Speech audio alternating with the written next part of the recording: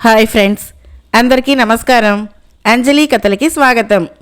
ఈరోజు చందమామ కథల్లో బేతాళ కథ పేరు రత్నమాల. పట్టు వదలని విక్రమార్కుడు చెట్టు వద్దకు తిరిగి వెళ్ళి చెట్టుపై నుంచి శవాన్ని దించి భుజాన వేసుకుని ఎప్పటిలాగే మౌనంగా శ్మశానం కేసి నడవసాగాడు. అప్పుడు శవంలోని బేతాళుడు, రాజా, నువ్వెవరో ఒక మంత్రసిద్ధుడైన వాణ్ణి అవమానించి అతడి వల్ల శాపగ్రస్తుడివై ఇలా రాత్రివేళ శ్మశానంలో నానా కష్టాలు అనుభవిస్తున్నావేమో అన్న శంక కలుగుతున్నది. గృహస్థుల ఇళ్లకు అతిథి అభాగ్యగతులుగా వచ్చే సాధు సన్యాసి బైరాగుల్లో కొందరు మంత్ర విద్యల్లో ఆరితేరిన వారు ఉంటారు. ఆ సంగతి గ్రహించలేని గౌరవుడు అనేవాడు మిడిసిపాటుతో ప్రవర్తించి ఒక బైరాగి వల్ల శాపం పొంది ఎలా కష్టాల పాడయ్యాడో చెప్తాను, శ్రమ తెలియకుండా విను అంటూ ఇలా చెప్పసాగాడు. శ్రీనివాసుడు సిరిపురంలో ప్రముఖ వ్యాపారి. ఆయన భార్య పేరు సుజాత. ఆవిడ చాలా అనుకూలవతి, సుగుణవతి. 2 కొడుకులున్నారు. పెద్దవాడు భైరవుడు, వాడు బాగా నెమ్మదస్తుడు. చిన్నవాడు గౌరవుడు, వీడు దుడుకు మనిషి. ఒక రోజున వాళ్ళింటికి ఒక బైరాగి వచ్చి భోజనం పెట్టమన్నాడు. సుజాత ఆయనకు కమ్మని విందు భోజనం పెట్టింది. భైరవుడు ఆయనకు వినయంగా సేవలు చేశాడు. గౌరవుడు మాత్రం ఆకలికి భిక్షాందేహి అంటూ వచ్చిన వాడికి ఇన్ని మర్యాదలేమిటి అని చిరాకు పడ్డాడు. బైరాగి అది విని, అన్నార్తులను ఈసడించకు, మున్ముందు నువ్వే బిచ్చమెత్తుకొని జీవించాల్సి రావచ్చు అన్నాడు.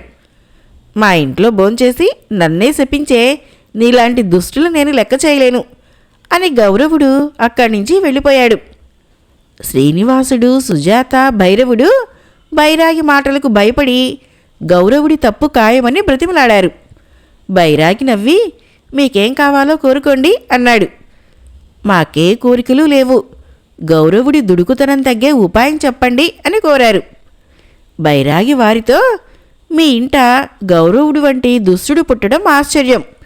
మీరు అతన్ని విడిచిపెట్టండి, మీకేం కావాలో కోరుకోండి అని హితవు చెప్పాడు. గౌరవుడి భవిష్యత్తు బాగుండాలని తప్ప మాకే కోరికలు లేవు అన్నారు ముగ్గురు.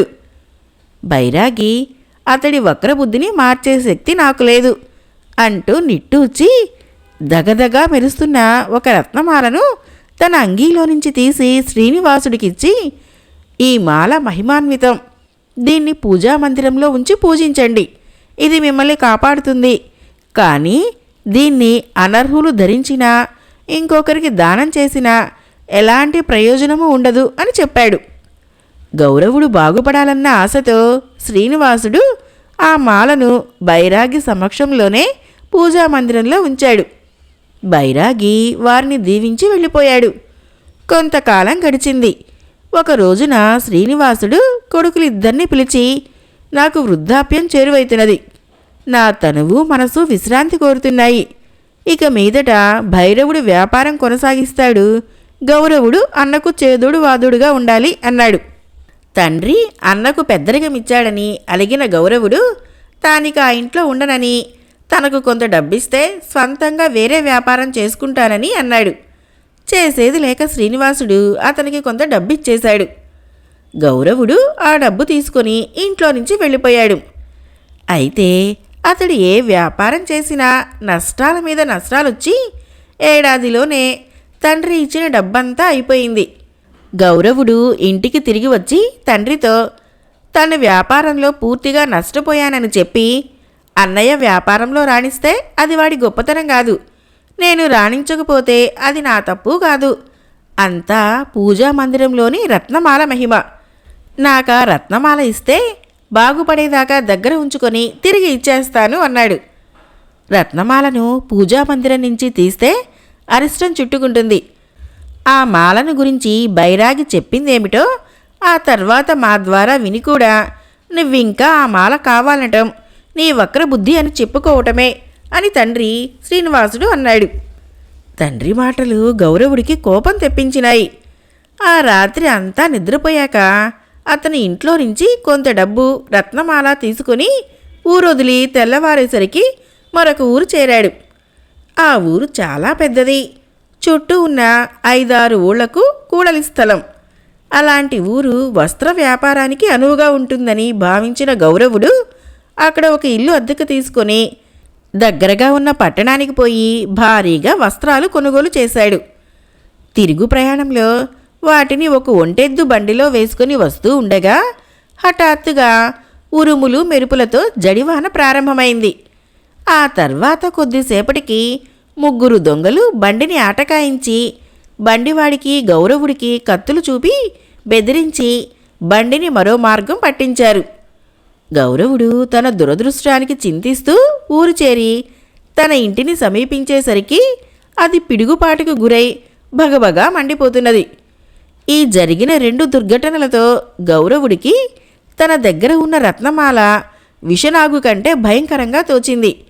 అతడు దాన్ని వదిలించుకోవటం ఎలాగా అని ఆలోచిస్తూ ఉండగా బైరాగి కాలి బూడిదైపోతున్న ఇంటి ముందర కనిపించి, "ఓ పాపి, నీ దుష్ప్రవర్తనే నీకు శాపమైంది. ఈ రోజు నుంచి ఊళ్ళు తిరుగుతూ బిచ్చమెత్తుకొని పొట్టబోసుకో. నిన్ను నిస్వార్థంగా మనస్ఫూర్తిగా పెళ్లి చేసుకుంటానన్న అమ్మాయికిస్తే నీకు ఆ రత్నమాల నుంచి విముక్తి కలుగుతుంది" అని చెప్పాడు. అప్పటి నుంచి గౌరవుడు భిక్షాటన చేస్తూ ఊళ్ళు తిరగసాగాడు. ఎవరైనా అమ్మాయి కనిపిస్తే తన కథ చెప్పుకొని తనను పెళ్లాడితే రత్నమాల ఇస్తాను అనేవాడు. రత్నమాల కోసం ఆశపడి 2-3 బిచ్చగాడైనా అతన్ని పెళ్లాడతామన్నారు. కానీ వాళ్ళకిచ్చిన మరుక్షణమే రత్నమాల గౌరవుడి దగ్గరికి వచ్చేసేది. అలా కొన్నాళ్లకి గౌరవుడు మార్కాపురం అనే ఊరు చేరుకున్నాడు. అక్కడ దేవయ్య అనే అతను ఉన్నాడు. తల్లిదండ్రులు చిన్నప్పుడే పోగా కాయ కష్టం చేసి జీవిస్తూ చెల్లెలు శివానిని పెంచి పెద్ద చేశాడు. ఆ అన్న చెల్లెలకు ఒకరంటే ఒకరికి ప్రాణం. దేవయ్య ఆ ఊళ్ళో ఉండే దేవకి అనే అందమైన అమ్మాయిని ప్రేమించాడు. 4 ఇళ్లల్లో పనులు చేస్తూ జీవిస్తున్న దేవకికి నా అన్న వాళ్ళెవరూ లేరు. డబ్బున్న వాణ్ణి చేసుకుని సుఖంగా జీవించాలనేది ఆమె ఆశ.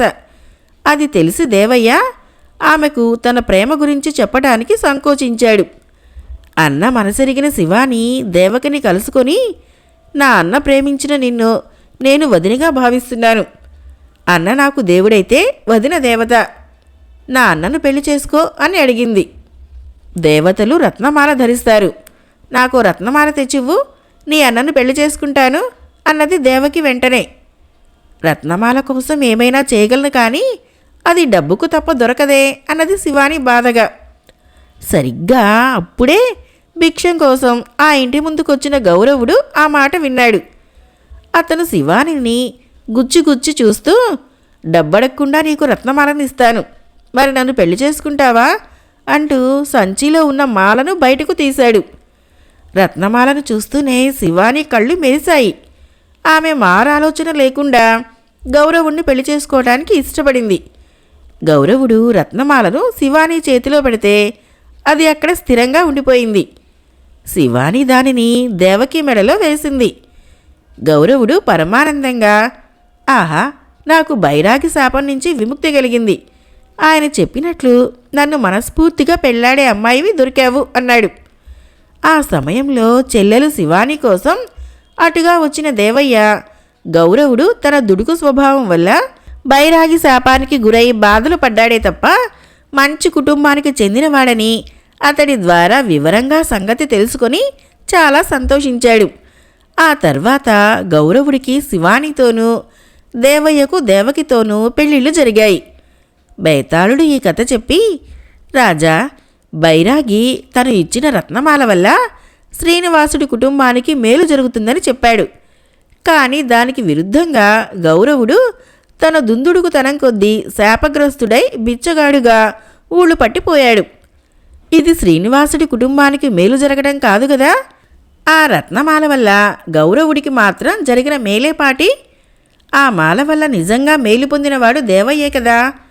ఈ సందేహాలకు సమాధానం తెలిసి కూడా చెప్పలేకపోయావో నీ తల పగిలిపోతుంది" అన్నాడు.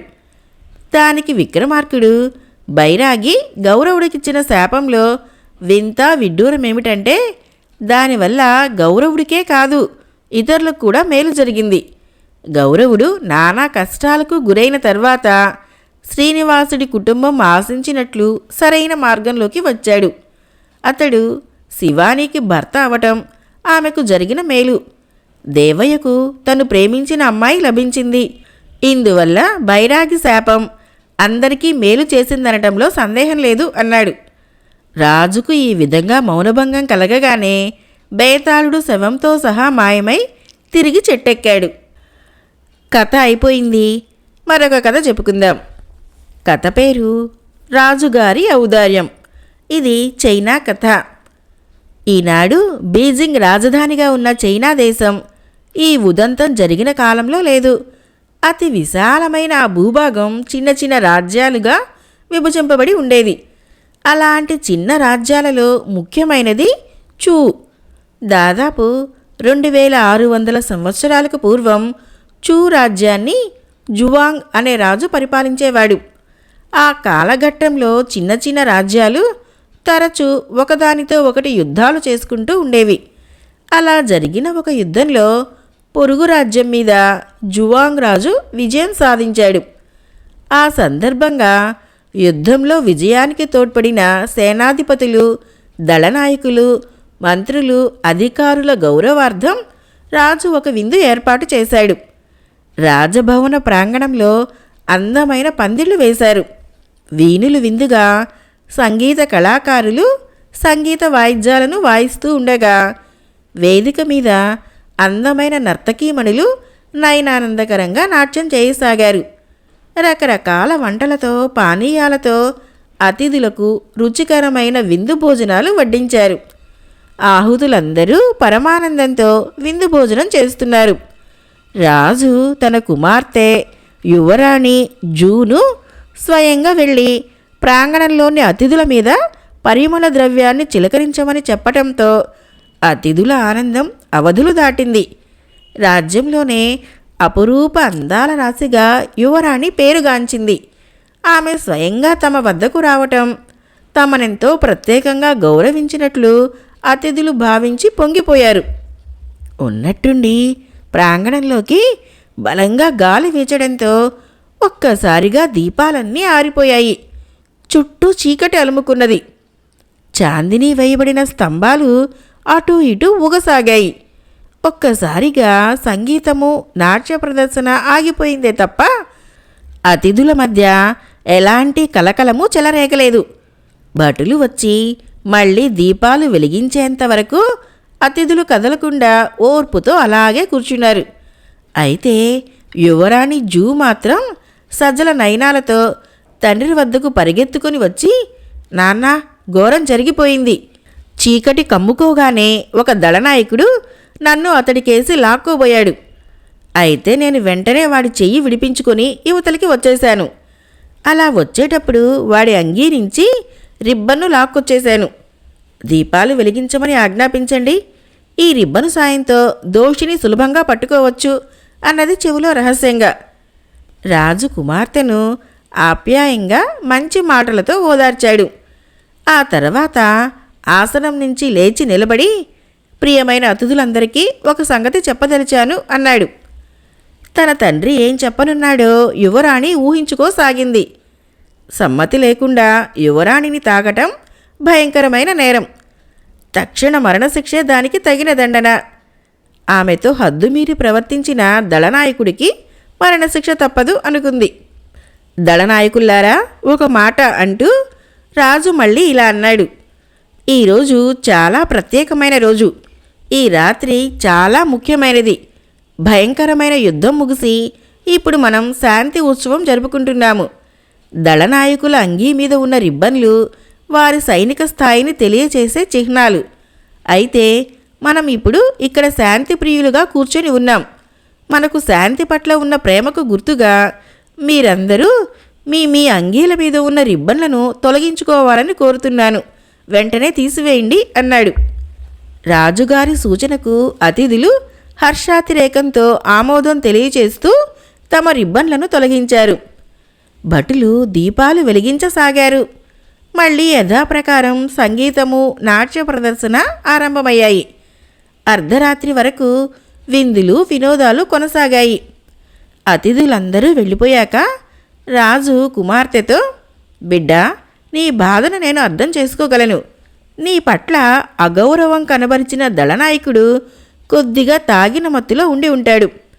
అయినా మన రాజ్య రక్షణ కోసం ధైర్యంగా పోరాడిన వారి గౌరవార్థం కోసం ఏర్పాటు చేసిన విందు కార్యక్రమం అది. ఒక్కసారి అతడి అపరాధం బట్టబయలైతే అతన్ని శిక్షించక తప్పదు. అప్పుడు విందు కార్యక్రమం ఎలా మారిపోయి ఉండేదో ఊహించి ఉండు. అంతటా బాధ, విచారం అలుముకొని ఉండేది. తమ సహచరుడొకడు మరణశిక్ష పొందటం ఇతర దళనాయకులకు మధుర స్మృతి కాజాలదు కదా. పైగా ఆ దళనాయకుడి చర్యకు అసలు ఉద్దేశం ఏమిటో మనకు తెలియదు. ఆ సమయంలో అతన్ని పట్టుకొని ఆరా తీయటం అంటే అప్పటి ఉత్సవ వాతావరణాన్ని పాడు చేయటమే అవుతుంది. కాబట్టి దాన్ని క్షమాహృదయంతో క్షమించి ప్రశాంతంగా ఉండు అన్నాడు ఓదార్పుగా. 1 సంవత్సరం గడిచింది. పొరుగున ఉన్న శత్రురాజ్యం సేనలు హఠాత్తుగా చూ మీద దండెత్తి వచ్చాయి. జువాంగ్ రాజు స్వయంగా నాయకత్వం వహించి సేనలను శత్రువుల మీదకు నడిపించాడు. ఘోర యుద్ధం జరిగింది. అనుకోని విధంగా జువాంగ్ యుద్ధభూమిలో శత్రుసేనల మధ్య ఒంటరిగా చిక్కుకున్నాడు. ఎంత పోరాడినా అక్కడి నుంచి తప్పించుకోలేకపోయాడు. శత్రు దళనాయకులు చుట్టుముట్టారు. ఆయన శత్రు సైనికుడి చేతిలో బలికానున్న సమయంలో మెరుపులా ఒక వీరుడు శత్రు వలయంలోకి దూకి రాజును నరకటానికి కత్తు దూసిన వాడి తలను తెగ నరికాడు. దాంతో యుద్ధం మలుపు తిరిగింది. శత్రుసేనలు వెనుదిరిగాయి. జువాంగ్ రాజు విజయం సాధించాడు. మరునాడు సభ జరిగింది.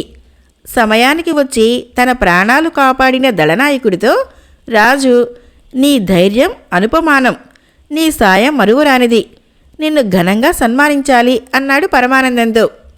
ప్రభు, అది ఇప్పుడు అవసరం లేదు. 1 సంవత్సరం క్రితమే మీరు నాకు ప్రాణభిక్ష పెట్టి ఘనంగా సన్మానించారు గదా అన్నాడు దళనాయకుడు వినయంగా.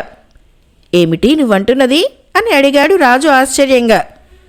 ఆనాడు విందు సమయంలో యువరాణికి బాధ కలిగించినవాడు తనేనన్న విషయం దళనాయకుడు బయటపెట్టాడు.